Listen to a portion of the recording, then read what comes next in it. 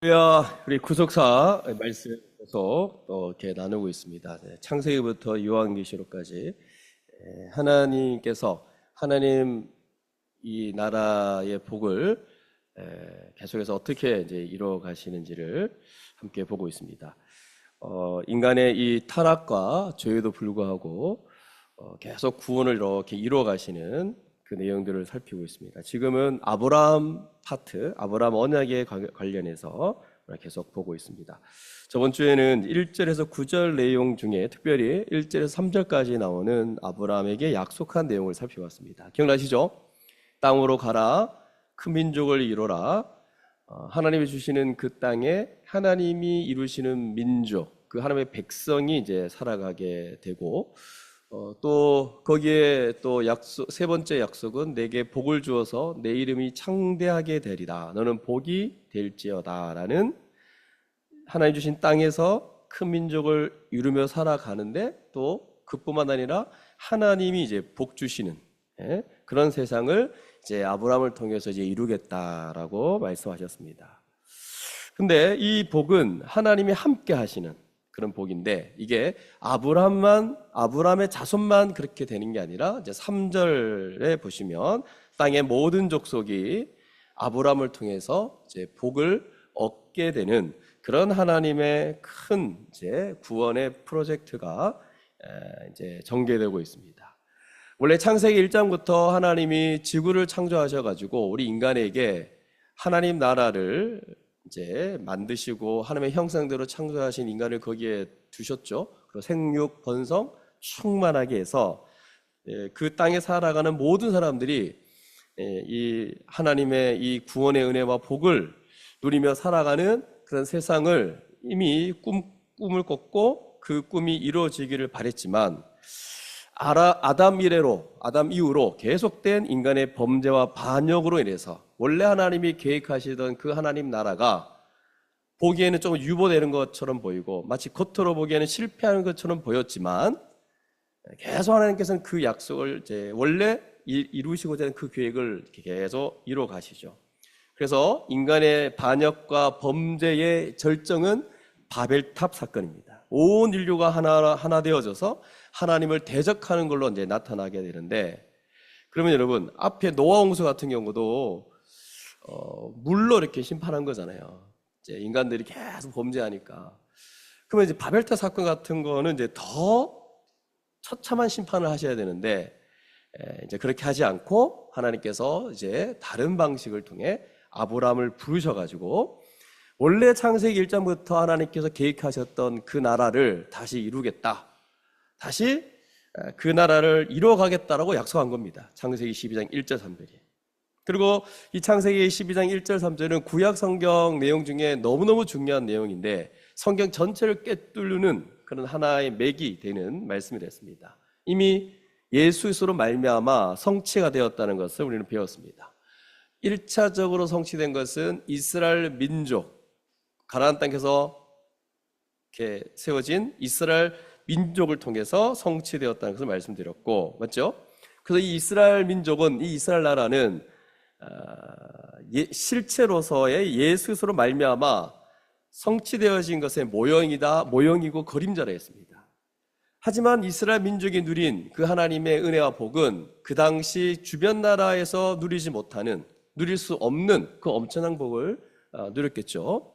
어쨌든 간에 이스라엘은 샘플이요 모형입니다. 그 샘플과 모형을 통해서 하나님이 어떻게 그 일을 이루어 가실지를 이제 보여준 겁니다. 그래서 구약 성경이 이렇게 다 기록되어 있는 겁니다. 그리고 예수께서 오셔가지고 이제 눈에 보이지 않는 하나님 나라를 이제 이루어 가십니다. 이 신약 시대에. 그러면 눈에 보였던 이스라엘 나라를 이뤄갔던 그 하나님의 역사, 구약 성경이 왜 이렇게 방대하게 있냐, 그거 참고하라는 거예요. 오히려 더 예수 그리스도가 어떤 분인지를 우리는 풍성하게 알 수 있습니다. 그래서 그를 참고해서 지금 이 땅에서 하나님의 백성으로 살아가도록 하시는 그런 놀라운 은혜를 우리에게 이제 주신 것입니다.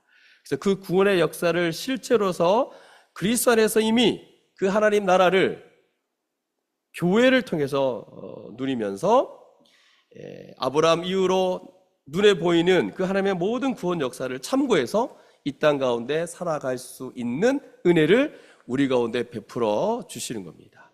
그래서 우리는 이미 하나님 나라의 백성으로 그 나라에 들어왔다 했습니다. 우리가 저번 주 맥주 감사주의를 맞이해서 가장 감사할 게 뭘까? 흑암의 권세에서 허덕이며 방황하며 그 사단의 지배 가운데 살아갔던 자들인데 예수 그리스도를 통해서 하나님의 아들의 나더러 옮긴 바 된 것, 그래서 하나님 나라에 들어온 것, 이게 가장 큰 감사라 했습니다. 맞죠? 그래서 우린 이미 하나님 나라에 들어왔습니다. 창세기 12장 1절 3절은 구약의 내용에서 앞을 내다보고 약속했지만 이미 우리는 이걸 누리고 있습니다. 그래서 우리는 끊임없이 구약 구속사 말씀을 전하면서 우리는 이미 그리스도가 오셔서 이루신 것을 이루신 관점을 가지고 계속해서 이 구약의 말씀들을 볼 수 있었으면 좋겠습니다. 그래서 구약 성경 전체가 이 아브라함 언약이 어떻게 성취되어 가는지를 모형적으로 이스라엘 민족을 가지고 그 과정들을 이제 쭉 설명하는 겁니다. 그래서 모세 언약, 다윗 언약 이런 것들이 이제 아마 구속사 설교 가운데 계속해서 나타날 것인데, 이 모세 언약, 다윗 언약은 결국 아브라함 언약에 약속되어진 것이 어떻게 실현되어 가는가를 그런 보여주는 과정이라고 했습니다. 다 아브라함 언약에 부속되어 있다 했습니다. 자, 그러면 아브라함에게 약속한 것이 실제로 성취된 거, 바로 예수께서 이 땅에 오셨을 때 이 땅에 십자가 사역을 이루시고 부활 승천하셔가지고 성령을 보내심으로 말미암아 교회를 통해서 실현되었습니다. 뚜렷하게 지금 우리 안에 들어와 있어요. 완전한 성취는 아니지만 마지막 때 주님 오시면 그때 완전히 성취되겠지만 이미 우리는 실체가 이미 우리 안에 들어와 있습니다. 그리고 주님 다시 오실 때 이제 완벽하게 눈에 보이는 그런 나라로 성취가 될 겁니다. 이게 성경의 큰 이제 그림입니다. 우리가 이 부분을 저번 주 함께 이제 나눴고, 그래서 지금은 눈에 보이지 않는 하나님 나라라서 눈에 보이지 않는 것 때문에 어떤 면에서 거짓으로 들어올 수도 있고, 눈에 보이지 않는 것 때문에 들어왔어도 믿음을 못 이룰 수 있는, 우리가 이게 좀 보이지 않기 때문에 잘 모를 수 있습니다. 그러니까 이걸 조심해야 됩니다. 그래서 하나님 나라에 이미 들어왔다는 것을 어떻게 증명할 것인가는 다른 게 없죠. 매일 그분의 통치를 구하는 것, 나라가 임하옵시며 매일매일 그분의 통치 가운데 살게 해달라고 우리는 기도하고 원해야 되는 거죠. 하늘에서 그 뜻이 이루어진 것처럼 하늘에서는 완벽한 하나님 나라가 이루어졌습니다. 천사와 이미 구원받아 올라가 있는 신앙의 선배들, 천군 천사들, 이 모든 존재들이 하나님께 완전히 순종하는 그 하나님 나라의 극식, 절정이 이제 거기서 이미 실현되어지고 있는데, 이 땅은 비록 많은 불신자들이 살고 있고 악한 영들이 존재하고 있고 그런 가운데 있지만 하나님의 뜻에 순종하고 그 통치에 복종하고 그 나라의 복을 누리고 또 왕이신 하나님께, 우리 주 예수 그리스도께 영광과 그 모든 예배를 올려드리는 그런 삶을 여기서 살아가야 된다는 것을 말했습니다. 그래서 하나님 나라에 들어간 자들의 뚜렷한 특징은, 그래서 하나님 나라 신학을 얘기하면 이게 자동적으로 나오는 거예요. 하나님 나라 백성의 뚜렷한 특징은 그 뜻에 순종하는 겁니다. 그래서 순종을 빼고 나는 뭐 천국이 좋아요, 나 예수가 좋아요, 순종을 다 빼고 나는 예수님을 믿고 하나님 나라가 어떻고 천국이 어떻고 얘기하는 사람들은 그냥 예수 믿고 천국이 목적이에요. 그냥 천국에 들어가겠다, 그냥 예수 믿고 그냥 영원한 천국에 있겠다, 이제 이 목적밖에 없는 거거든요. 근데 하나님 나라는 절대 그렇지 않습니다. 이 땅 가운데 확연하게 드러나야 될 순종이 있습니다. 그 뜻에 복종하며 살아가는 것. 물론 주님의 뜻에 순종하면, 하나님 나라의 통치에 들어가면 앞이 캄캄할 때가 있고 내 인생 전체가 무너질 것 같은 느낌이 있을 수 있습니다. 그것은 그전부터 이미 너무 익숙하고 너무 자기가 편하게 살아왔던 삶의 방식 속에 있다 보니까 그걸 꽉 붙잡고 있을 때는 이게 굉장히 커 보이고 이거 없으면 죽을 것 같은 생각이 들죠. 근데 나중에 그래서 이거 하나님 왜 버리라고 하는지, 왜 이런 삶에서 벗어나라고 하는지 원망스럽기도 하지만, 근데 나중에 그거 다 버리고 나서 하나님께 안기면, 하나님 의지하면 왜 그런 걸 찾고 있었는지, 내가 그때 너무 어리석구나, 정말 내가 어리석은 짓을 했구나, 너무 바보 같았구나 라는 것을 알게 될 겁니다. 그래서 하나님은 우리에게 복을 주시기 위해서 명령하시고, 그 하나님 나라를 창조하신 분이시고, 그 복을 주시기 위해서, 그리고 그 순종을 우리에게 요구하십니다. 그리고 그 은혜를 누리도록 우리를 지금도 인도해 가고 있고 우리를 통치해 가고 있습니다. 이게 지난주에 나눴던 내용입니다. 자, 그러면 이제 오늘 우리가 살펴봐야 될 내용은 이제 4절부터 이제 20절까지 내용인데, 하나님이 이렇게 약속하시고 가나안 땅에 아브람 일행들을 이렇게 갖다 놓으시죠. 요걸 하나씩 좀 살펴볼 텐데, 12장 4절 말씀을 보시면 여호와의 말씀을 따라갔고 너의 고향과 친척과 아비 집을 떠나 내가 내게 보여줄 땅으로 가라. 그러니까 아브라함이 여호와의 말씀을 따라갔죠. 그때 롯도 있었습니다. 그때 아브라함 나이가 75세. 원래 가나안 땅으로 가려고 했던 건데, 맞죠? 이게 11장 31절에 보면 거기에는 데라가 주동을 합니다. 그러니까 아브라함의 아버지 데라는 사실 이제 여기서 나와서 하란에서 죽고 성경의 이 역사의 무대에서 사라집니다. 딱 한 번 나옵니다. 원래는 갈대아우르에서 살았는데, 여러분이 갈대아우르 여러분 이미 다 설명했습니다. 메소포타미아, 유프라테스 강과 티그리스 강 사이에 있기 때문에 너무 살기 좋은 땅, 문명의 발생지. 근데 이 갈대아우르를 떠난 거예요. 그렇죠? 11장 31절에 보면 데라가 아들 아브람, 롯, 사레 이렇게 같이 떠났는데, 원래는 어디로 가고자 했냐면 가나안 땅으로 가고자 했습니다. 근데 그쪽으로 가지 않고 그냥 하란에 이렇게 이르게 되죠. 거기서 이제 온 가족들이 퍼져 있습니다. 근데 거기 있다가 데라가 이제 나이가 좀 들어서 하늘에서 죽죠. 그리고 여호와께서 다시 나타나셔가지고 너는 너의 고향과 친척과 아비 집을 떠나 내가 내게 보여줄 땅으로 가라라고 하신 것 같아요. 그래서 다시 아브라함이 남은 가족을 이렇게 이끌고 가나안 땅으로 들어온 겁니다. 이미 우리가 봤듯이 사도행전 7장 1절 4절 말씀 보면 스데반이 순교당하기 직전에 설교입니다. 그런데 거기서 뭐라고 말하냐면, 우리 조상 아브라함이 하란에 있기 전 메소포타미아에 있을 때, 이렇게 메소포타미아가 갈대아우르죠. 거기 있을 때 영광의 하나님이 그에게 보여, 이렇게 말합니다. 영광의 하나님이 나타난 거죠. 영광의 하나님. 그러니까 데라 아버지가 여호수아 2장 24장 2절에 보면 데라가 다른 신을 섬겼다는 거예요. 그러면 아브라함도 분명히 가족신이니까 다른 신을 섬겼을 겁니다. 그러니까 이 말은 여호와 하나님을 몰랐을 거예요. 아마 몰랐을 가능성이 너무나 큽니다, 아브라함이. 근데 영광의 하나님이 나타나서 내 고향 친척을 떠나 내가 내게 보일 땅으로 가라 이렇게 말하니까, 영광의 하나님이 한 번 나타났을까요? 성경에 나오진 않지만 제가 볼 때는 계속 나타났을 거예요. 아침, 점심, 저녁 막 아마 괴롭혔을 거예요. 어느 정도 막 두려웠냐면, 아브라함이 잘 모르지만 영광의 하나님이 너무 두려운 거예요. 그러니까 할 수 없이 그 고향을 떠나야 될 정도로 아마 두렵지 않았을까. 그래서 아마 아브라함의 입장에서는 너무 두렵고 매일 아침, 점심, 저녁, 밤마다 나타나니까 그 영광의 하나님 앞에 꼬꾸라지는 거죠. 그래서 도무지 견디지 못해서, 하나님은 정확히 누군지 모르지만 그 신이 나타나서 막 가라고 하니, 어디로 가라 그러니까 또 어딘 줄은 모르고 갔을 거예요. 어디 가라 했거든요. 아브라함은 그냥 갔을 거예요. 그래서 창세기 11장 31절에는 데라가 데리고 갔습니다. 데라에게 나타나지 않았어요. 그래서 데라가 할 수 없이 떠난 거는 결국 아브라함이 가자고 했으니까 떠났을 것 같고, 근데 이게 떠난다는 게 쉽지는 않습니다.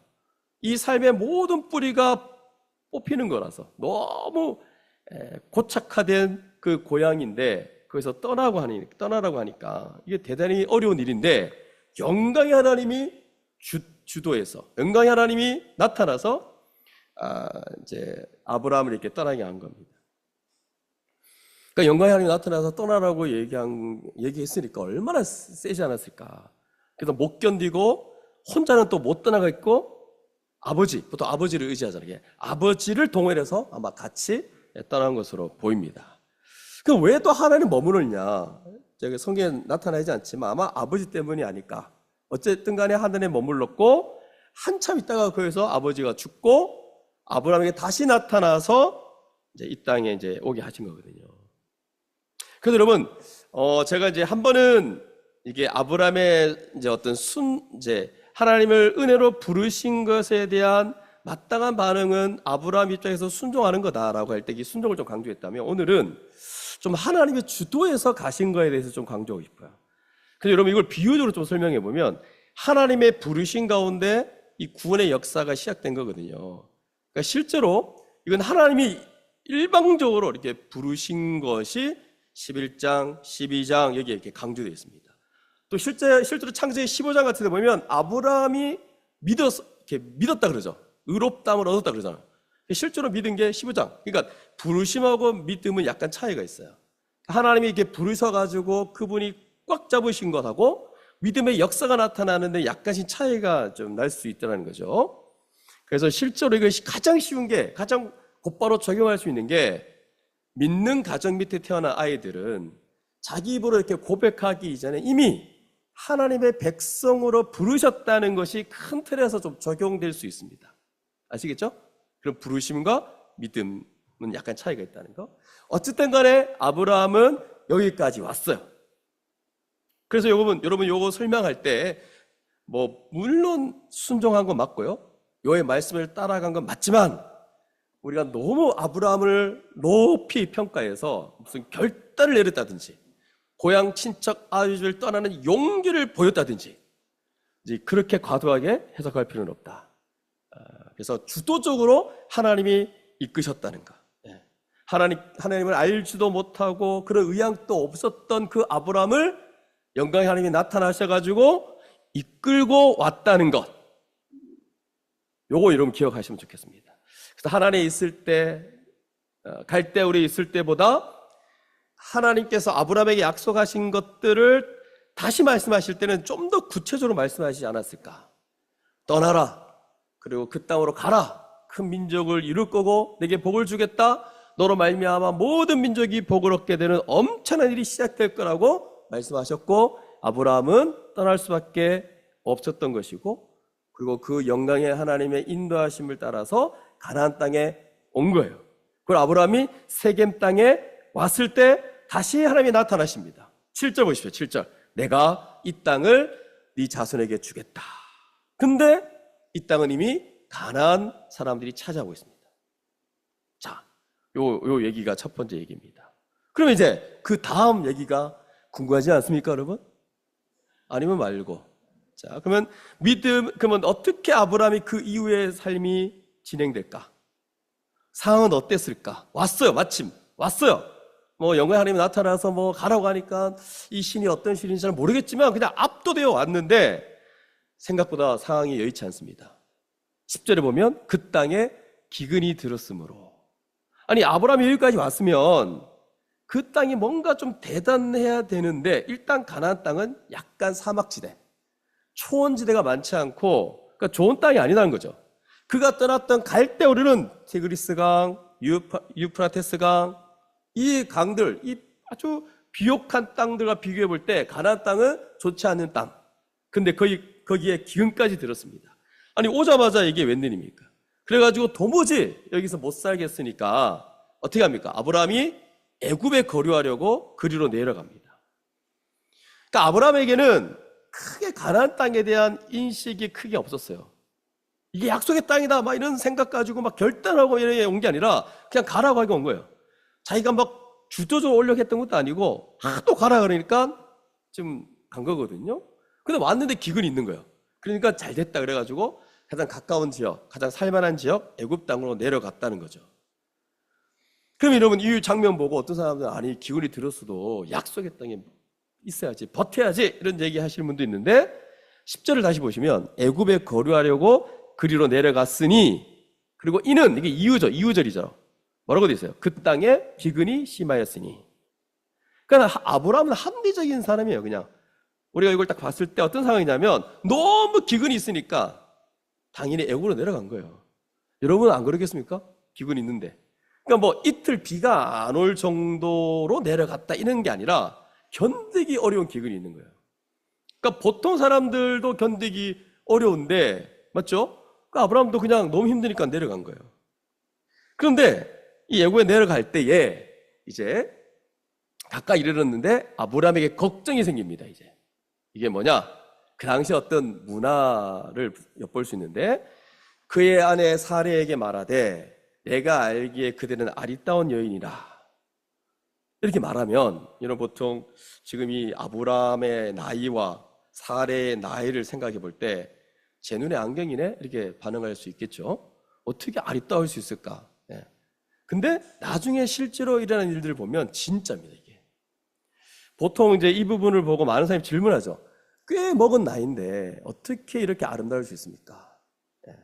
어떻게 아름다울 수 있을까요? 그 당시에는 뭐 오래 살고 하니까 피부도 좋고 뭐 인스턴트 식품도 없고 뭐 그러다 보니까 아마 채소 종류 뭐 아주 건강 식품 이런 거 많이 먹으니까 피부 미인에다가 아마 그 당시 미인의 기준이 좀 다르지 않았을까? 그러니까 그 당시는 완전히 이쁜 거예요. 지금 완전히 아리따운 여인이에요. 뭐 실제로 클레오파트라가 이제 화장실이 뛰어났다 하더라고요. 그 당시 이 시대 사람이 클레오파트라라 하더라고요. 그러니까 클레오파트라가 화장실이 뛰어났다 하던데 아마 화장이 또 아주 좋아서 이쁠 수도 있고, 근데 잘 모르겠지만 어쨌든 굉장히 아름다웠다는 거. 만약에 맞죠? 만약에 아름다운데 어떻게 됩니까? 자기 아내가 아름다운데 애굽 땅으로 내려가면 거기 자기 땅도 아니고 그 당시에는 무법 천지일 세상일 가능성이 크죠. 바로가 지배하면서 그 당시 전쟁 국가 형태를 띠고 있었기 때문에 그 부하들도 마찬가지고, 약간만 힘 있는 사람이 아내를 취하려는 마음만 있으면 언제든지 취할 수 있는, 남편 죽이고 취할 수 있는 그런 구조가 아니었을까. 그러니까 그 정도로 아름다웠다는 거예요. 그래서 뭐라고 얘기하냐면 12절에 애굽 사람이 그대를 볼 때에 이르기를 이는 그의 아내라 하여 나는 죽이고 그대는 살리리니. 그러니까 실제적인 위험이 있다는 거예요. 그러므로 이렇게 말하죠. 원하건대 그대는 나의 누이라 하라. 그러면 내가 그대로 말미암아 안전하고 내 목숨이 그대로 말미암아 보존되리라 하리라. 이거 미친 남편이죠. 지금 아내를 팔아먹겠다는 건데. 그러니까 지금 문화로 보면 정말 이상한 거예요. 근데 그 당시 문화도 사실 정상은 아니죠. 뭐냐면 13절만 보면 자기 살기 위해서 아내를 내어주겠다는 거예요. 여러분 그런 남편이 있으면 어떻게 하겠습니까? 그러니까 딴 데 시집 보내겠다는 거예요. 그래서 내가 아브라함이 뭐라 해요? 그대로 말미암아 안전하고 내 목숨이 그대로 말미암아 보존되리라. 완전 아내를 팔아먹은 아브라함 얘기로 들리지 않습니까? 아니에요? 아내들은 괜찮네. 예. 근데 한번 생각해 보십시오. 아내 사레가 이 말을 들었을 때 그 심정이 어땠을까? 근데 아무런 심정이 안 나옵니다. 아마 사레도 좋아. 왜 그러냐면 왕의 부인이 되냐 유목민의 부인이 되냐, 이제 아내 사레는 은근히 좋지 않았을까? 아니면 정말 분노가 치밀어 올랐을까? 성경에 나와 있지 않습니다. 그러니까 사레도 아마 아무 생각이 없는 거죠. 지금 아브라함이 이렇게 얘기하라니까 그냥 따라간 거예요. 근데 여러분 이거 믿음의 관점으로 보면 말도 안 되는 얘기예요. 하나님이 없는 사람만 할 수 있는 사고. 근데 이때 사실 아브라함의 처지가 뭐냐면 가나안 땅에 왔을 때 약속했으니까 이제 아비집 이런 거 더 필요 없습니다. 내가 하늘 본향을 바라보고 내가 가겠습니다. 그런 게 아니고 그냥 밀려서 온 거예요. 그래서 겨우 여호와에 대한 존재에 대한 인식이 이렇게 생기고 있는 때인데 이런 일이 벌어졌으니까 애굽 땅에 오니까 우호적인 환경이 아닌 거예요. 누가 나를 이렇게 보호해 준다든지 절대로 그런 일이 없을 거라든지 이런 생각을 전혀 할 수 없기 때문에 사실 우리가 여기 이 장면을 냉철하게 본다면 우리도 일반적으로 이런 상황에 맞닥뜨렸을 때는 우리도 충분히 그런 행동을 할 수 있는 거라는 거죠. 물론 우리는 이 본문을 너무 많이 들어왔고 이미 성경을 연구했고 결론을 아는 자입니다. 하나님이 어떤 분인지, 그가 약속하신 내용이 도대체 어떤 내용이고 그 약속을 어떻게 이뤄가신지 다 알고 있어요. 그런데 아브라함은 자기가 죽임을 당할 가능성이 있다는 거, 아내가 예쁘다는 거, 그리고 애굽 땅의 지금 상황이 안 좋다는 거, 기근이 심해서 견딜 수 없다는 거, 이런 것만 다 계산하고 지금 알고 있었지, 아브라함이 유일하게 몰랐던 거 하나 뭡니까?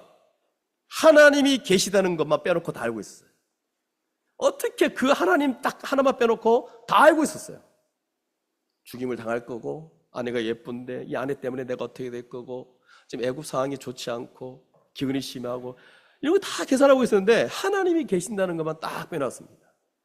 우리가 볼 때는 가장 중요한 거 빼놓으니까 이렇게 상식 이하의 행동을 지금 하고 있는 거예요.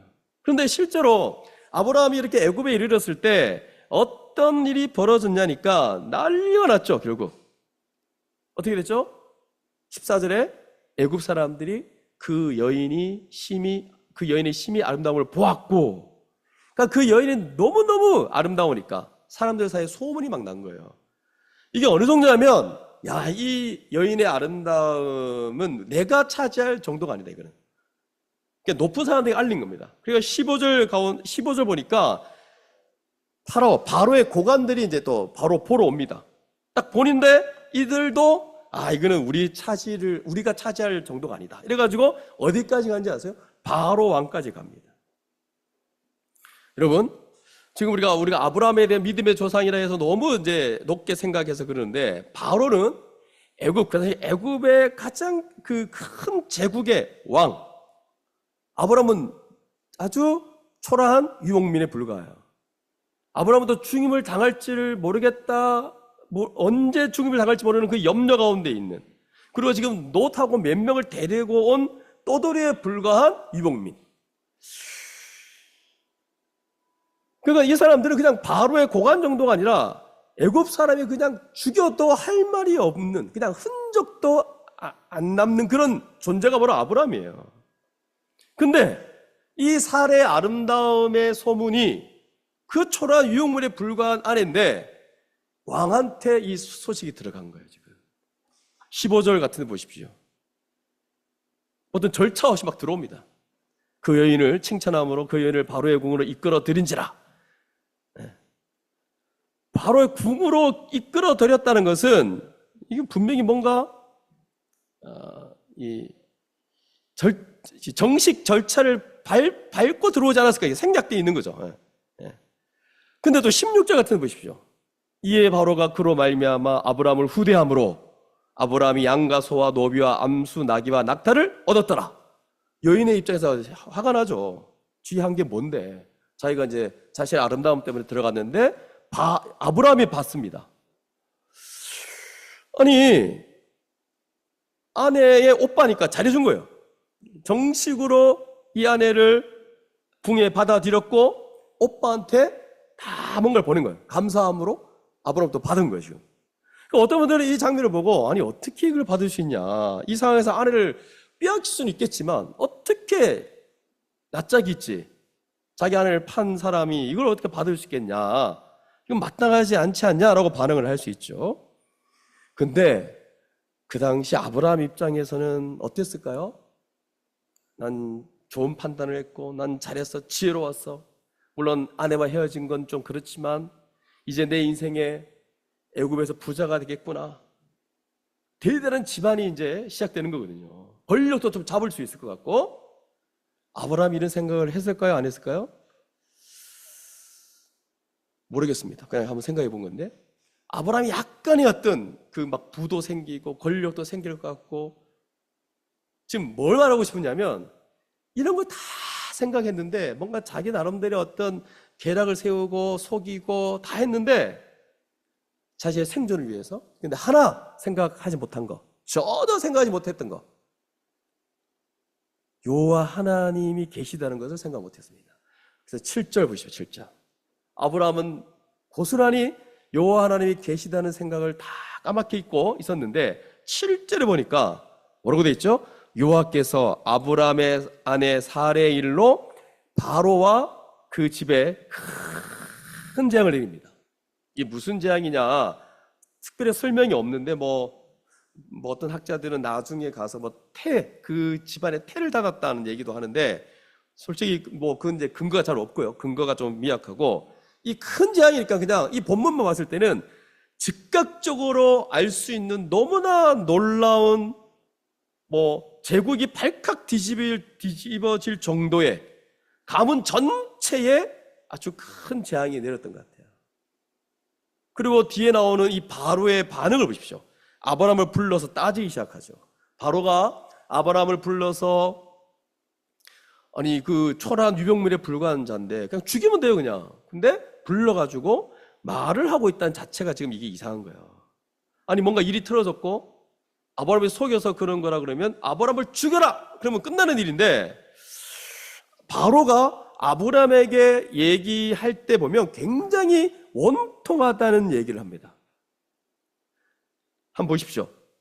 18절 19절 보십시오. 18절 19절 한번 같이 읽어보겠습니다. 18절 19절 시작. 내가 어찌하여 하십시오. 시작.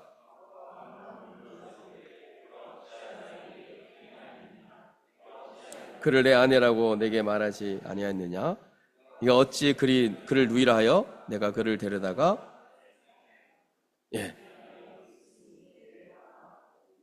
자, 여기 보면 세 가지 반복되는 표현이 뭐냐면, 세 번이나 반복되는 게 네가 어찌하여, 네가 어찌하여. 세 번 반복하면 이게 히브리 문학에서는 이제 최상급이거든요. 그러니까 단순 반복이 아니라 점점점 강해집니다. 첫 번째가 네가 어찌하여 나에게 이렇게 행하느냐. 그리고 두 번째, 네가 어찌하여 그를 내 아내로 내게 말하지 않느냐. 좀 더 길어지고 상세해지고, 또 네가 어찌 그를 누이라 내가 그를 데려다가 네한테 돈까지 줬는데 어떻게 아내를 삼게 하였느냐. 이 정도로 지금 바로가 원통해하며 분해하면서 아브라함으로 인한 큰 재앙이라고 이제 그 재앙 때문에 지금 이렇게 하고 있는데, 여러분, 이 바로의 위치와 바로의 입장에서 아브라함 죽여라! 그럼 끝나는 문제예요. 근데 아마 바로가 이렇게 원통해하면서 아브라함에 말하는 거 봤을 때는 하나님이 나타나셔가지고 큰 재앙을 일으키면서, 여기 나와 있지는 않지만 구체적으로 아브라함의 아내 건들지 말라. 그 누이가 아내다, 아내니까 건들지 마라고, 그리고 그 아내 건들면 너 죽어라고 아주 상세하면서도 친절하게 그리고 무섭게 말하지 않았을까.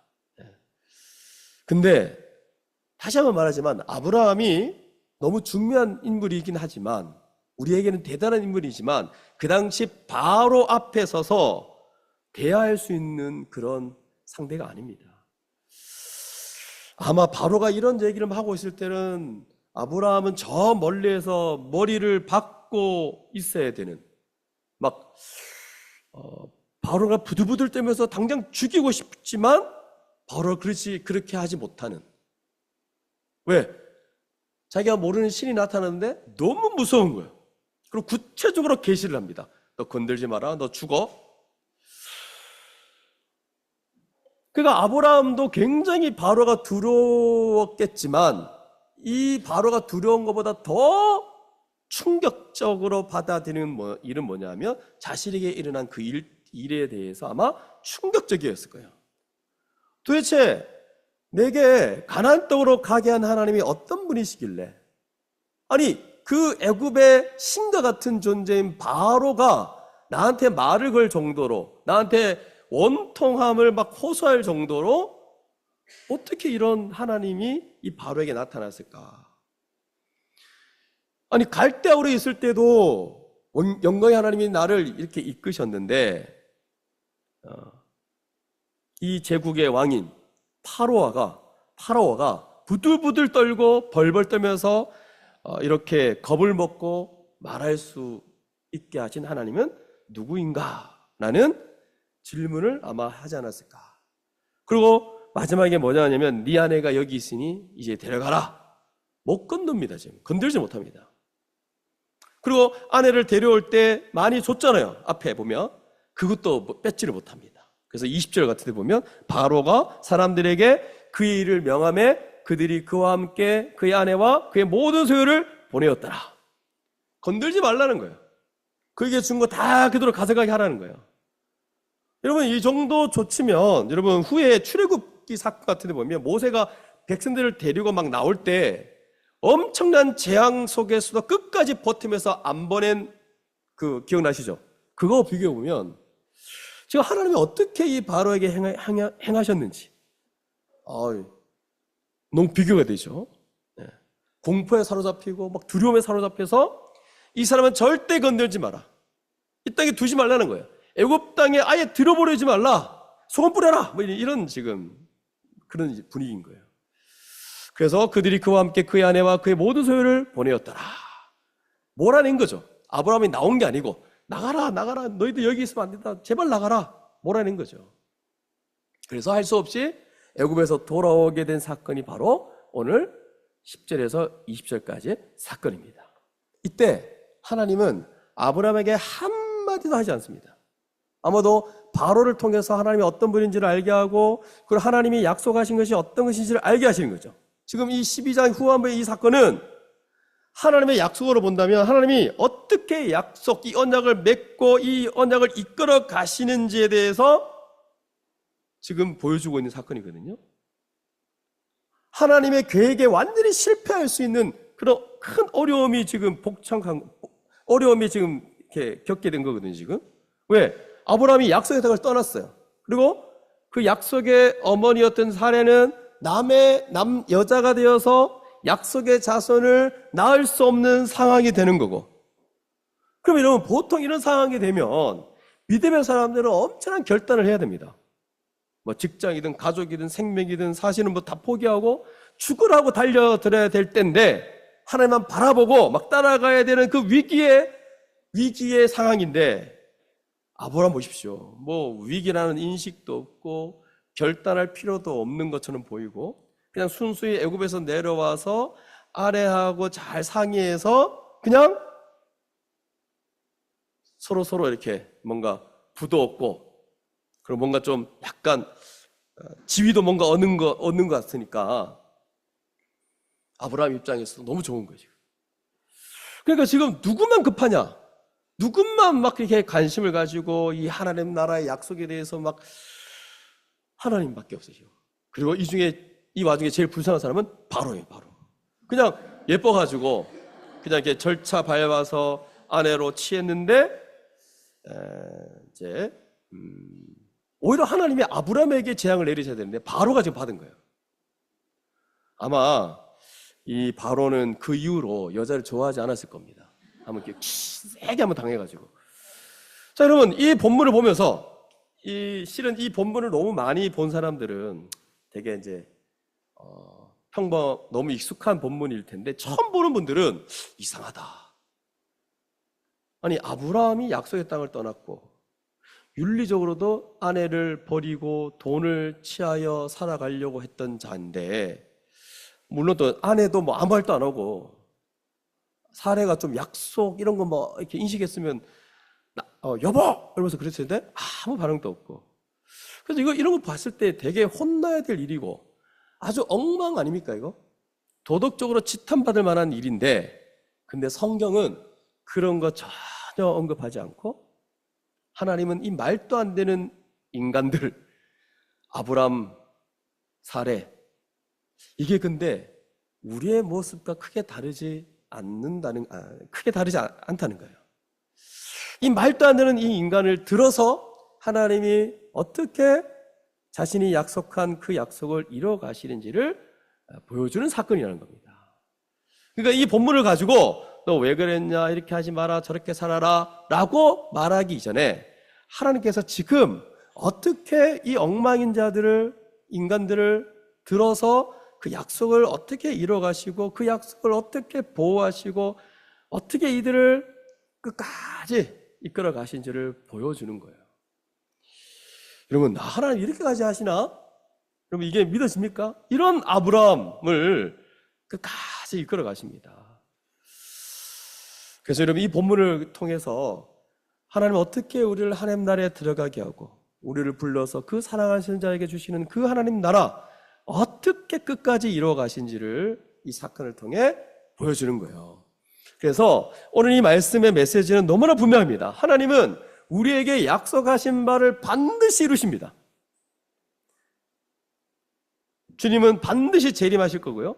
반드시 재림하셔가지고 이 땅에 새하늘과 새 땅을 이루시고 우리의 몸을 부활시켜서 그 하나님이 이루실 그 새하늘과 새 땅에서 하나님과 함께 살기에 적합한 그 하나님의 형상을 이루시고 새 생명을 주셔서 살게 하실 거예요. 이게 완벽한 약속이 성취될 거라는 거죠. 근데 이뿐만 아니라 지금 이미 하나님 나라가 이 땅에 임했고 그 나라에 들어가 살게 하실 거라는 그 약속, 그 약속을 믿음으로 그 인생을 주께 맡기는 자들에게 하나님 나라의 이 복과 그 복락들을 지금부터 누리게 하시고 살게 하실 거라는 것. 이게 하나님이 분명히 이루어 가신다는 것을 이 말씀 통해 우리는 믿을 수 있는 겁니다. 그러면 여러분, 아브라함이 애굽에 내려갔을 때 겪은 그 일들은요, 우리가 일상적으로 겪는 일보다 훨씬 심각한 거죠. 우리식으로 표현하자면 지옥 가려고 작정한 것처럼 달려가는 거거든요. 하나님이 우리를 구원하시기 위해서 부르셨는데 완강히 거절하고 막 반대편으로 달려가는 그런 상황이거든요. 이런 상황들이 우리의 인생 가운데 혹이나 있습니까? 우리 가운데 어쩌면 오늘 이 아브라함처럼 아니 하나님께서 부르셨는데 완강히 거부하고 그냥 살아가려는 자들이 있다면 오늘 이 말씀이 그런 자들에게 필요한 겁니다. 그런 위기에 봉착되어 있는 그런 사람들이 있다면 그런 자들에게 하나님께서 은혜 주시기를 바랍니다. 그리고 심각하진 않지만 소소하게 계속 우리에게 압박이 들어오고 장애물이 생기고 하나님의 구원을 이루어가는데 어려움이 있을 수 있죠.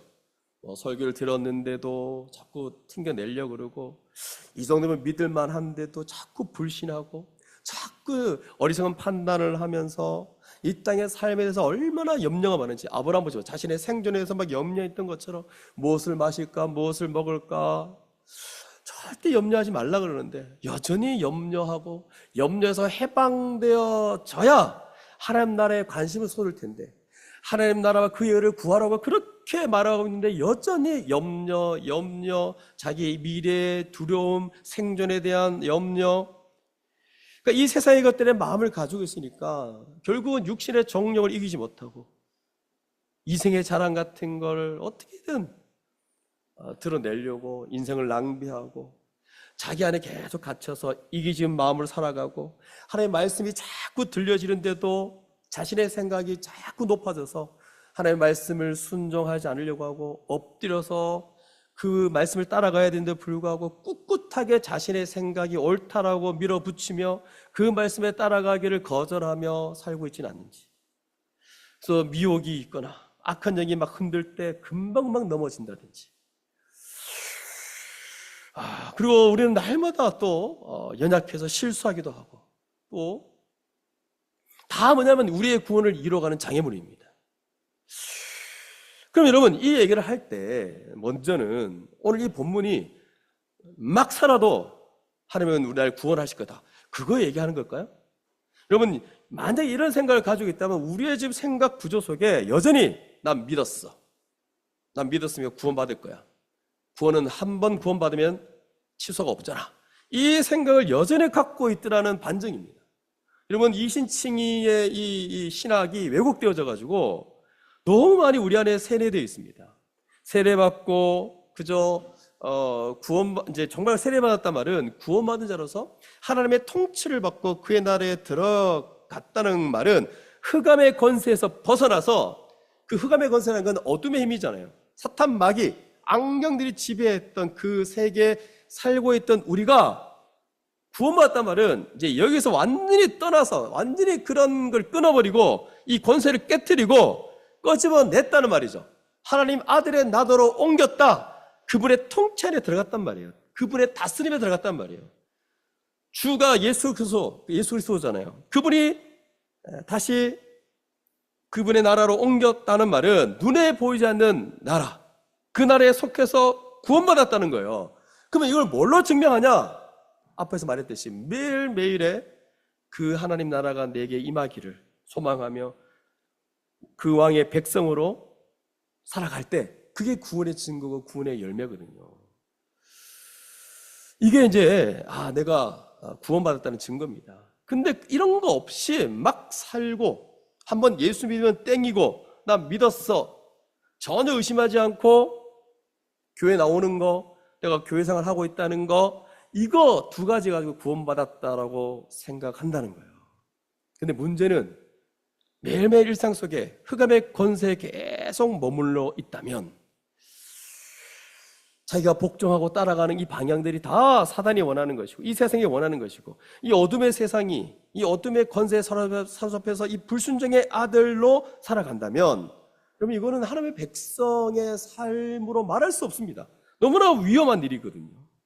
그래서 지금 자신의 마음이, 관심이 어디에 있느냐?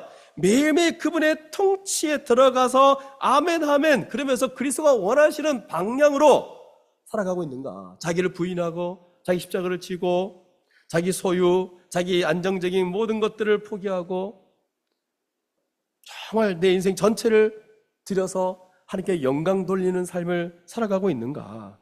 아니면 그저 먹고 사는 거에 그냥 매여 있고, 물론 이거 힘든 거 알겠어요. 저도 그래서 그런 사람을 보면 좀 힘을 좀 주고 싶고 위로도 해주고 싶고, 너무 힘들겠다는 생각이 들어서 이런 설교를 하기가 좀 이렇게 꺼려지는 것도 있고, 그렇지만 그럼에도 불구하고 거기에 매이면 끝이거든요. 거기에 매여서 하나님께 자기 인생을 드리지 않고 살아간다? 그러면 여러분, 인생이 어떻게 될까요? 근데 우리는 나 예수 믿었으니 난 천국 갈 거야, 한번 구원받으면 땡이니 나는 괜찮다. 그러면서 자기는 다른 거는 확신이 없는데 이것만 딱 확신하고 있는 거예요. 여러분, 성경의 수많은 인물들이, 성경에 나오는 수많은 사람들이, 또 성경에 나오는 수많은 사람들뿐만 아니라 우리 믿음의 선배들이 다 고민했던 게 뭐냐면, 믿음을 잃어버리지 않을까? 구원을 잃어버리지 않을까? 그날에 이르지 못할까? 어떻게든 조심하고, 아직도 어쩌면 내가 이루지 못했을 거라는 그 긴장감을 가지고 그 나라를 향해서, 사도 바울 보십시오. 한순간도 믿음을 잃어버리지 않고 모든 걸 해서 경주하는 자처럼 전력을 다해 달려가잖아요. 그런 식으로 자신의 신앙을 인식했거든요. 근데 우리는 그냥 예수 믿으니까 구원받았어 이러니까, 하나님이 우리를 도우실 겁니다, 우리와 함께 하십니다, 힘내십시오, 이런 말들이 이해가 안 되죠. 왜? 나 구원받았는데 왜 힘을 내야 돼? 왜 자꾸 도우시려고 하는 거야? 나 구원받았는데. 구원 안 받은 자들을 도우십시오. 저 교회 나옵니다, 걱정하지 마십시오. 이런 식의 생각을 한다면 여러분, 정말 지금 잘못된 거죠. 구원은 예수의 부활 생명으로 이미 우리 안에 부활 생명을 주셨고, 우리 예수님처럼 새 생명 가운데 살아가는 자입니다. 이게 구원이에요. 이게 구원의 증거예요, 본질이에요. 예수 믿고 끝났어, 구원받았어, 나 지옥 가고 천국 가, 이 말이 일부러 맞지만 틀린 얘기죠. 전혀 이런 성경에 나오는 모든 사람들의 관심은 다 하나님의 통치를 받아 새 생명 가운데 살아가느냐, 부활 생명 가운데 하나님을 위해서 살아가느냐, 이걸 목표로 삼고 살아갔다는 거예요. 그러니 여러분, 하나님의 구원하심은 거기에 이를 수 있도록 충분히 도우시는 그런 구원이에요. 그래서 복음입니다. 아니, 하나님께서 우리를 구원해놓고 하나님 알게 해주고 하나님의 뜻을 이해하게끔 만들고 나서, 자, 알겠지? 이제 한번 살아가봐. 못 살면 너 지옥 가. 너 가만 안 두겠어. 이렇게 하시는 분이 아니고, 우리가 이미 복음의 기초에서 배웠듯이 우리를 구원하실 뿐만 아니라 또 하나님을 알게 하실 뿐만 아니라 죄의 권세로부터 벗어나게 하시고, 또한 죄의 몸을 완전히 죽게 하셔가지고 죄가 다시는 지배하지 못하게 하셔서 우리에게 예수 생명으로, 그 거룩의 능력으로 하나님을 위해서 주님처럼 살아갈 수 있는 존재까지도 만드셨다는 게 복음입니다. 이걸 우리가 믿는 거예요. 이게 바로 구원입니다. 흑암의 권세에서 하나님 나라로 옮긴 거, 매일매일 주님의 다스림 가운데 살아가는 거, 매일 우리는 주께 충성하며 주의 통치 가운데 살겠습니다라고 그 주의 통치 가운데 살아가려고 애를 쓰는 거, 이게 하나님 나라 백성의 모습이에요. 그래서 우리가 뭘 믿느냐? 복종할 때 하나님 나라 복이 주어진는 것까지도 믿는 거예요. 복종하며 살아갈 때 여기서도 복을 누릴 뿐만 아니라 다음 세상에서도 백성으로 살아가게 된다는 걸 믿는 거예요. 이게 구원의 실체입니다. 우리 하나님께서 우리를 사랑하셔가지고 가나안 땅으로 이끄시고 또 애굽 땅에 내려가서 그렇게 이상한 짓을 했음에도 불구하고 다시 보호하시고 건져내시려고 하는 것은 그 나라에서 그 통치를 받아 하나님의 백성으로 살아가도록 하는 것. 이게 하나님이 가장 원하시는 일이에요. 성령님을 우리 가운데 보내주셔서 내주하십니다. 십자가 은혜를 우리에게 적용시켜서 옛사람이 죽고 새로운 피조물로 만드셨어요. 여러분, 우리의 새로운 피조물은 그대로, 겉모습은 그대로지만 우리의 속은 옛날의 죄를 향해서만 달려갔죠. 근데 이제는 하나님을 알고 의를 행하며 그분의 뜻대로 살아가도록, 그분을 향해서 열심을 내도록 전력을 다하며 살아갈 수 있도록 우리의 중심을, 우리의 마음을 완전히 바꿔가지고 새 마음, 새 본성, 새로운 피조물로 만들어 주신 거예요. 이걸 다 해놓고 날마다 의의 통치 가운데 살아가며 성령의 인도하신 가운데 살아가도록 만드신 다음에 우리의 전 인생을, 너의 몸을 거룩한 산제물을 드려라, 이렇게 말씀합니다. 이게 영적 예배래요. 이 세대를 본받지 말고 내 뜻이 뭔지를 분별하라고 말씀하십니다. 그러니까 대충 살아가는 삶이 아니라 예수님처럼 살라는 거예요. 자기 부인하고 자기 십자가 지고 다른 사람을 위해서 섬기며 헌신하며 예수님처럼 살아가는 거예요. 자, 그러면 여러분, 이런 거구나, 구원이 이런 거구나. 그 예수 믿는 게 뭔지 알겠어요. 하나님이 무엇을 원하시고, 그래서 구원받은 자가 하나님 나라를 소망할 수 있는 자는 어떤 삶을 살아야 될지 다 알아요. 그런데 한 가지가 뭐냐면 우리의 처지가 이제 그렇지 못할 때가 있다는 거죠. 왜? 여전히 약하거든요. 여전히 과거의 악한 관성대로 살고자 하는 마음이 불쑥불쑥 올라오거든요. 그러니까 옛날 생각들이 여전히 있어요. 즐겼던 삶, 죄 습관, 믿음도 여전히 약하고, 그리고 지금 여전히 엉망이거든요. 그래서 여러분, 저도 때때로 생각해 볼 때, 제가 목사지만 내가 이렇게 살아서 정말 이게 하나님 원하시는 통치를 받는 삶인가? 막 그런 생각을 제가 안 하겠습니까? 한다니까요. 그래서 생각의 결론이 어디까지 가냐면, 이러다가 지옥 갈 수 있겠다까지 또 갈까요? 간혹 갑니다. 아니, 하나님 나라 백성이 된다고 얘기하는데 매일 통치를 거부한다면, 여러분, 혹시나 여러분 가운데 한 달, 두 달, 석 달, 주일 나와서 예배 드릴 때 말씀 듣지만 그 말씀을 정말 말씀대로 살려고 몸부림치고 말씀의 통치 가운데 살아가려는 게 있으면 다행이지만 그것도 없고 6개월 가까이 성령의 인도하심을 받고자 하는 그런 예민함도 사라지고 말씀을 보고 말씀의 원리로 살고자 하는 몸부림도 없고 그냥 그렇게 살아온다? 그게 하나님의 백성일 수 있냐라는 두려움이 있어야 되는데 그 두려움이 없고 그냥 통치를 거부한다면 이게 어떻게 허감의 근세에서 이렇게 나온 자들의 모습이냐 이거죠. 이러면 우리 막 살아도 괜찮나요? 우리는 하나님의 온전하심을 따라가는 자, 예수를 따라가는 자들을, 그 성령의 열매를 맺어야 되는 자들, 그리고 이 세상에서 빛과 소금의 어떤 존재로 나타나야 되는 자들이거든요. 근데 여러분, 하나님의 백성으로 구원받은 자가 때로는 자신의 처지를 볼 때 어려움이 있죠. 그때 진짜 참으로 믿는 자들의 영적인 눈이 띄어지는 자들은 이런 고백을 하게 돼 있다는 거예요. 어떤 고백? 하나님 좀 도와주십시오. 아니 3개월, 6개월, 1년이 지났는데 그냥 나는 안 되지, 나는 어쩔 수 없지, 나는 안 되지. 말씀의 인도를 받으려 하지도 않고 성령의 인도함을 받는 예배함도 없고 그분의 말씀에 통치고 뭐고 전혀 그런 거, 전혀 어떤 하나님의 말씀의 통치에 대해서 애를 쓰려는 마음도 없고, 그런 상태로 있는 거는 여러분 지금 아주 위험한 상태. 근데 여전히 자신의 처지를 볼 때는 잘 안 돼요. 근데 뭐가 있는지 아세요? 하나님 도와주세요. 저 이렇게 살다가 죽습니다. 저는 죄인 중에 괴수입니다. 제가 좀 주님의 통치도 좀 알고 싶고, 그 통치를 알았으면 좀 그대로 좀 살고도 싶고, 하나님의 온전하심처럼 정말 좀 그렇게 순종하기 원하는데 안 됩니다. 내 처지가 이렇습니다. 이런 고백이 나온다니까요. 이게 진짜 참으로 믿는 자들의 고백이에요. 그때 하나님이 어떻게 반응하시지 아세요? 내가 하겠다 이렇게 말해요. 내가 하겠다. 아니 내가 할 테니까 하나님 저는 연약한데 야 내가 하겠다. 네 연약함 내가 너보다 잘한다. 근데 너 옛날보다는 좀 낫다. 분명히 하나님이 그렇게 하실 거고 하나님 내가 하겠다고 할 거예요. 그것 때문에 여러분 우리가 힘을 낼 수 있어요. 이것 때문에 우리가 위로를 받고요. 하나님이 하시겠다 그러면 여러분 해볼만 하지 않습니까? 내 의지, 내 감정, 내 상태, 내 수준, 내 삶의 환경 이거 다 생각해 보면 안 됩니다 여러분. 제가 봐도 안 됩니다.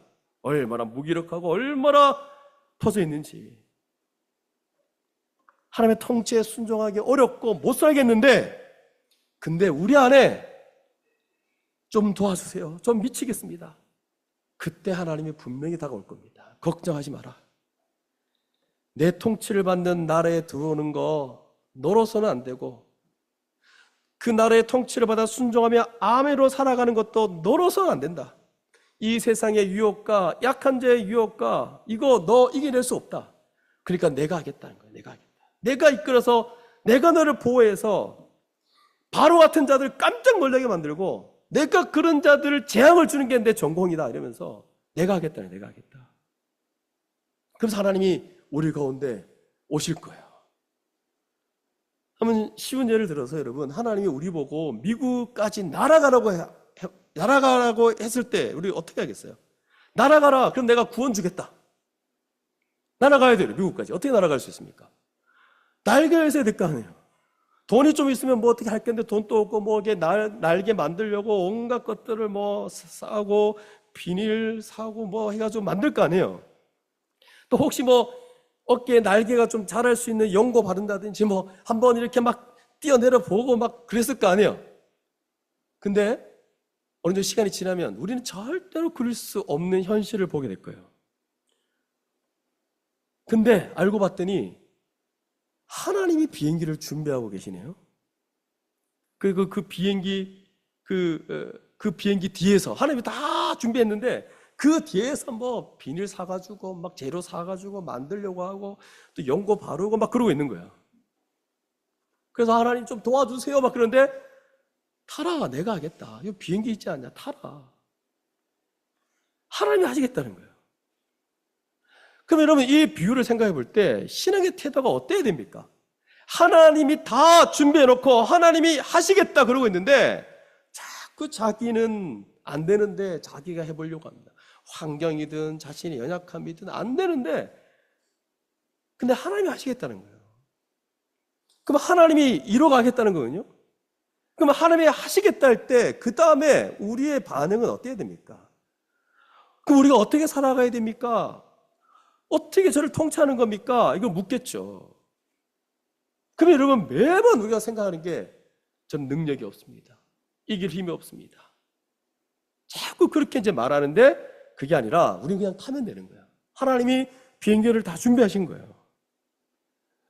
그럼 여러분 그 다음부터 어떻게 되냐면 하나님이 우리를 위해서 행하신다는 거 하나님이 다 준비했다는 거 아니 하나님이 우리가 이렇게 살 수 있도록 하나님께서 다 마련했다는 거예요. 이것 때문에 여러분 우리가 위로를 얻고 힘을 얻고 하나님이 그 무엇을 싫어하고 무엇을 원하는지 어떤 식으로 인도해 가시는지 그러면 결국은 하나님이 우리 인간을 너무 잘 아시기 때문에 하나님이 다 만들어 놨다 하나님이 이렇게 해야 할 거다라고 하는 말씀을 듣는 거 이게 우리가 해야 될 반응입니다. 마치 아버지가 엄마가 다 해주는 것처럼 그걸 믿고 있는 애들처럼 하나님께 모든 걸 맡기고 그분이 가라고 하면 뛰어내려라. 뭐 아버지가 밑에서 뛰어내려, 내가 받아줄게. 그러면 뛰어내리는 어린아이처럼 그렇게 우리 인생을 내어 맡기고 살아가면 되는 거예요. 그러다가 혹시 자기 고집 피우고 막 그러면 그냥 회개하면 되는 것이고, 자신의 생각 꺾으면 되는 것이고, 근데 그걸 끝까지 버팁니다. 그냥 아니다 싶으면 이게 내 고집이구나 내려놓고, 그 하나님이 말씀하신 바를 듣고 하나님이 이렇게 원하시는구나, 하나님이 다 하시겠구나 생각하고 그냥 가는 거예요. 근데 우리는 내가 어떻게 할 수 있을까, 나는 안 되는데, 뭐 환경을 보고 다 자기가 안 되는 것만 생각합니다. 여러분, 거대한 산처럼 우리를 짓누르는 거 우리 해결 못합니다. 오늘 봤던 것처럼 애굽의 그 제국 파라오라는 그 거대한 힘을 가진 그 권력자, 우리가 어떻게 하지 못하는 거거든요. 근데 이거 하나님이 하신다는 거예요.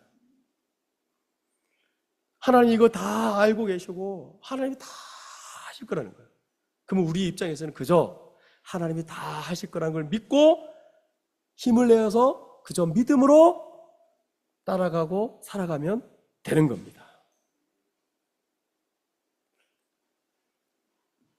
하나님은 분명히 우리에게 약속하신 바를 이루어 가시는 분이십니다. 그리고 하나님은 우리의 연약함 또 실패, 이 모든 어려운 가운데서도 하나님이 하시기 때문에 자꾸 우리 쪽을 바라보고 나는 안 된다 그러지 말고, 하나님이 하시겠다는 것을 믿고 날마다 하나님을 따라 하나님이 뭘 원하는지, 하나님의 뜻이 무엇인지 거기에 귀를 기울이고 다시 힘을 내어 그 하나님이 하시겠다는 그 말씀에 용기를 가지고 위로를 받고 날마다 하나님을 바라보고 이 땅을 믿음으로 살아갈 수 있는 우리 모두가 될 수 있기를 주님의 이름으로 축복합니다. 함께 기도하겠습니다.